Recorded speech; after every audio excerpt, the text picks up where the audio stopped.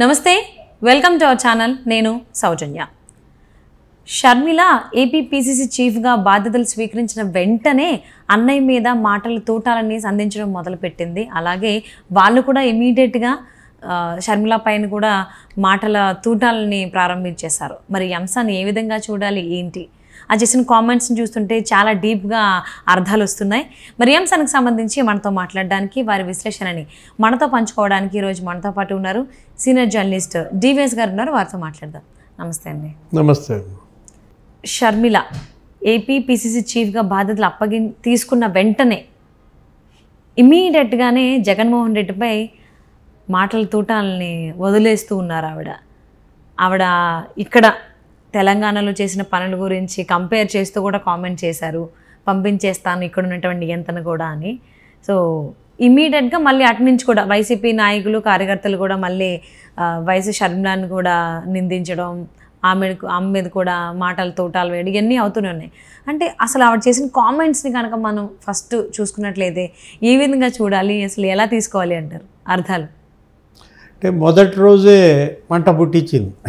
ఇది షర్మిల బాధ్యతలు స్వీకరించిన మొదటి రోజే ఆంధ్రప్రదేశ్లో మంట పుట్టించింది అనమాట. షర్మిల మంట పుట్టిస్తే మరి బొబ్బలకేది ఎవరికి? వాళ్ళ అన్నయ్యకే. ఎందుకంటే అధికార పార్టీ అక్కడ ఉన్నది వాళ్ళ అన్నయ్యే కాబట్టి. ఆమె అడుగుపెట్టిన తొలి రోజే ఆవిడ కాన్వాయ్ని ఆపేశారు.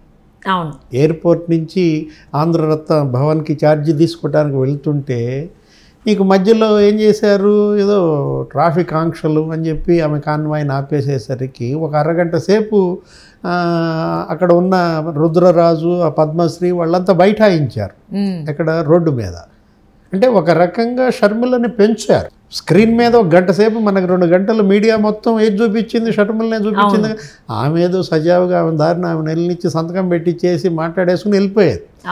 అది కాకుండా ఏ తప్పులైతే కేసీఆర్ తెలంగాణలో షర్మిల పట్ల చేశాడో అదే తప్పుల్ని జగన్మోహన్ రెడ్డి కూడా మొదటి రోజే చేశాడు. ఓకే. అంటే ఆడపిల్ల ఉసురు తగిలితే చాలా గట్టిగా తగులుతుంది అంటారు. సో దాని ప్రకారమే ఇక్కడ కేసీఆర్ ఇంట్లో కూర్చున్నారు. సో అక్కడ కూడా ఆయన తగిలించుకుంటున్నారు కాబట్టి జగన్మోహన్ రెడ్డి ఆయన కూడా ఇంట్లో కూర్చునేటువంటి అవకాశాలు ఉన్నాయనుకోవచ్చా, లేకపోతే ఇట్స్ ఎ గేమ్ ప్లానా?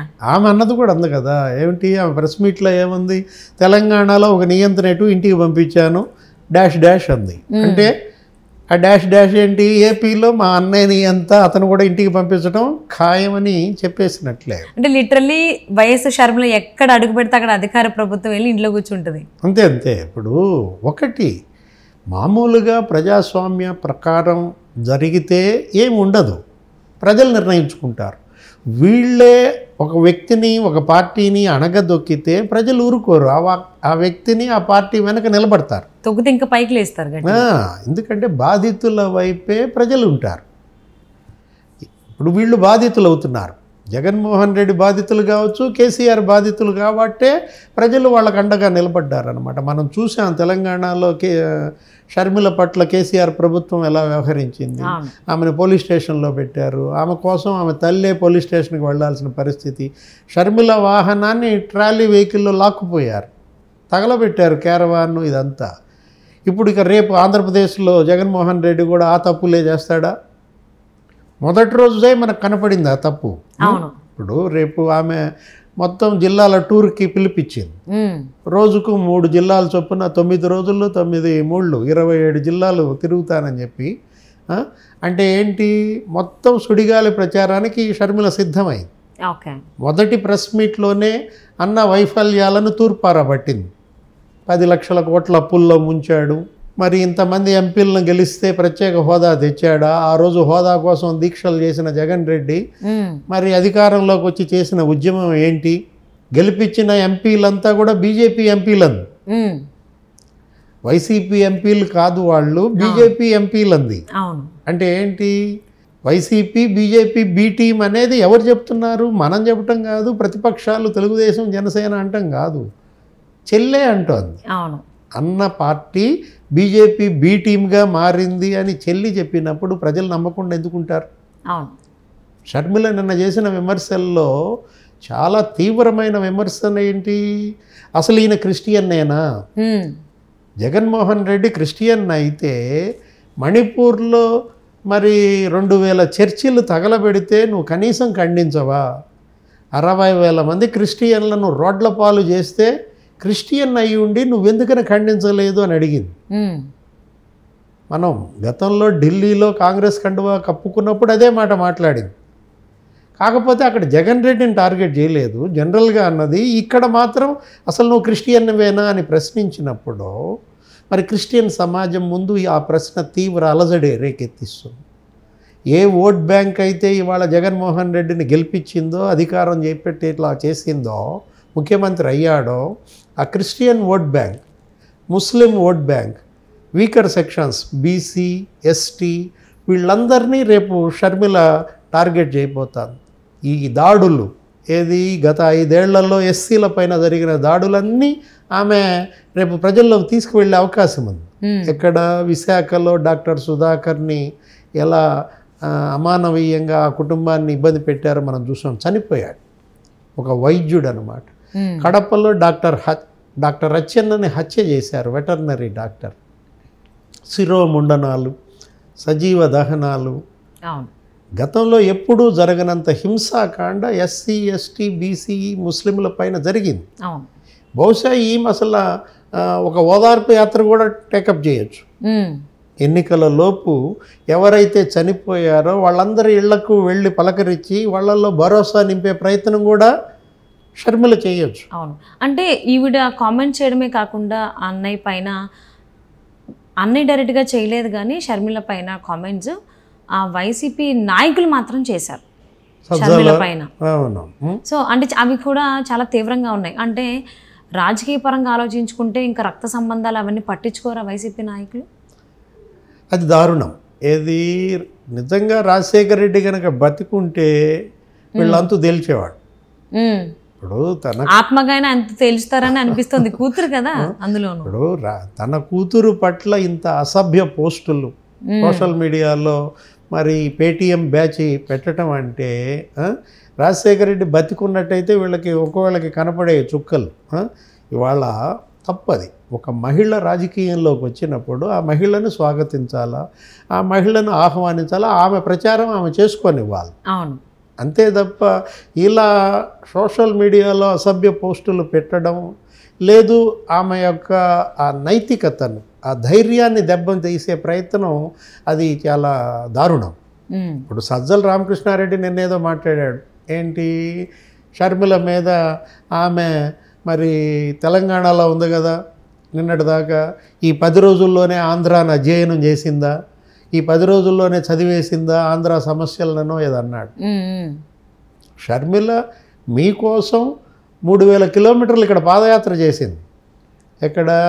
ఏపీలో. ఇప్పుడు జగన్మోహన్ రెడ్డి ముఖ్యమంత్రి కుర్చీ షర్మిల కష్టమే కదా. అవును, ఇప్పుడు సజ్జల ఇవాళ 5 లక్షల జీతం, మరి షర్మిల కష్టమే కదా. ప్రభుత్వ సలహాదారు పోస్టు నీకు షర్మిల వల్ల వచ్చింది. ఇచ్చింది జగన్మోహన్ రెడ్డి కావచ్చు, కానీ దానికి కష్టపడింది ముందు ప్రచారంలో అమ్మాను చెల్లే కదా జగన్మోహన్ రెడ్డి కోసం. మరి అలాంటి షర్మిల పట్ల ఈ విధమైనటువంటి వ్యాఖ్యలు అది సరైంది కాదనమాట. వీళ్ళు గమ్మునుంటే వీళ్ళకి గౌరవం పెరుగుతుంది. అవును, తనేమంది షర్మిల, ఎవరైతే నన్ను చూసి భయపడతారో వాళ్ళే నన్ను విమర్శిస్తారు అంది. అంటే ఇప్పుడు ఒక రకంగా వీళ్ళ భయం కనపడుతుంది. జగన్మోహన్ రెడ్డి భయపడుతున్నాడు, చెల్లిని చూసి అన్న భయపడుతున్నాడు అనేది ఇవాళ ప్రజల్లోకి వెళ్ళింది. సజ్జల విమర్శలు, అనిల్ కుమార్ యాదవ్ విమర్శించటం, లేకపోతే వాళ్ళ బాబాయే విమర్శించటం. ఎవరు? సుబ్బారెడ్డి. ఎవరు వారసులో ప్రజలు నిర్ణయిస్తారంట. అది కరెక్టే. ఎవరు వారసులో నిర్ణయించేది ప్రజలే. ఇప్పుడు వైఎస్ పేరు వాడుకునే హక్కు ఈమెకి లేదంట. వైఎస్ పేరుని ఆమె దుర్వినియోగం చేస్తోందంట. తండ్రి పేరు వాడుకునే జన్మ హక్కు కదా కూతురుది. తండ్రి పేరు సద్వినియోగం చేసుకుంటుందా, దుర్వినియోగం చేసుకుంటుందా షర్మిల డిసైడ్ చేసుకుంటుంది. వీళ్ళెవరు చెప్పటానికి? సజ్జలు ఎవరు, అనిల్ కుమార్ యాదవ్ ఎవరు, లేకపోతే నారాయణ స్వామి ఎవరు, సుబ్బారెడ్డి ఎవరు? ఇప్పుడు దీనంతా కూడా నీకేం కనపడుతుంది? భయం కనపడుతుంది. షర్మిల అన్నట్లుగా నేను ఎవరు వదిలిన బాణాన్ని కాదు అంది. నేను స్వతంత్ర మహిళను అంది. బాణం కాదు, బాంబు. షర్మిల కడప బాంబు అనమాట. లేకపోతే పులివెందుల గొడ్డలి. వీళ్ళ భాషలో చెప్పాలంటే గొడ్డల భాష అయితేనే వీళ్ళకి అర్థమవుద్ది. ఆషామాషి కాదు. తెలుగుదేశం పార్టీతోనో జనసేనతోనో పెట్టుకున్నట్టు షర్మిలతో పెట్టుకుంటే మంట పుట్టుద్ది. అదే, ఎందుకంటే అక్కడి నుంచి ఆ బ్లడ్డే కదా, జగన్మోహన్ రెడ్డి మిగిల్చిన రక్తమే కదా షర్మిలది కూడా. సో వైఎస్ రాజశేఖర రెడ్డి గారి ఆలోచన విధానం కావచ్చు, అంటే అక్కడ లొకాలిటీలో కొన్ని ఉంటాయి కదా, అంటే పుట్టుక నుంచి కొన్ని వచ్చినవి, వాటిని కొన్ని క్వాలిటీస్ ఉంటాయి. సో అవి షర్మిలలో ఖచ్చితంగా ఉంటాయి. బ్లడ్ బ్రీడ్ ఖచ్చితంగా ఉంటుంది. ఎందుకంటే జగన్మోహన్ రెడ్డి ఎలా ఉన్నో అంత కాకపోయినా అట్లీస్ట్ కొద్దో గొప్ప అయితే వైఎస్ షర్మిలలో ఖచ్చితంగా ఉంటుంది. ఆ సెగ ఖచ్చితంగా జగన్మోహన్ రెడ్డికి తగలొచ్చు, అంటించుకుంటే వైసీపీ నాయకులకు కూడా తగులుతుంది. సో మరి ఏ విధంగా ఉండబోతుంది రాబోయేటువంటి రోజుల్లో? మొదటి రోజే ఇంత హీట్ పెంచేస్తే రాబోయేటువంటి రోజుల్లో ఇంకెంత హీట్ పెంచేటువంటి అవకాశాలు ఉన్నాయి. అందులో రాబోయేటువంటిది వేసవికాలం. మరి ఆ వేసవికాలం మంట ఎవరెవరికి ఇంకెక్కువ అవుతుందో వేచి చూద్దామండి. Thank you so much for spending your valuable time with us, DVS గారు.